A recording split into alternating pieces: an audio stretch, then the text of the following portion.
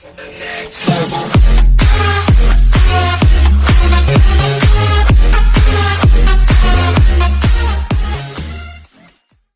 founders would gag at today's Republicans.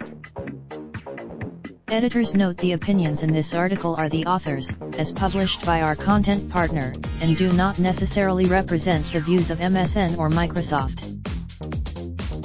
Kids in cages and tanks for the tyrant. After that dictator, like many people, I am worried about the Democrats. A majority of the smarter candidates will rethink this, and soon, or otherwise ensure that an awful American aberration is more than a one-off. But as troubled as I am by the Democrats, I am terrified of the Republicans. In numerous surveys, consider the Republicans' view of the First Amendment, the most sacred of the freedoms embedded in this country's governing blueprint. Just under half of, I don't expect Republicans to know by heart that if he were forced to choose between a government without newspapers, or newspapers without a government, I should not hesitate a moment to prefer the latter. This from a man, but what part of Congress shall make no law abridging the freedom of speech, or of the press, do these citizens not understand? Regarding the other foundational liberty in the First Amendment, restricting an establishment of religion by the state, the cult of Trump would throw that under a steamroller of bigotry as well. Should be the established national religion. And you the deepest, George Washington made clear it was otherwise in celebrating religious tolerance and diversity. The citizens of the touting a homeland for the Jew and the Gentile, the Christian and the Mohammedan, the Hindu, and infidel of every denomination. So, quick summary: Republicans of today would not approve of the First Amendment as written. They would give big. Another founder, the immigrant Alexander Hamilton, would get the boot from Trump's Republicans.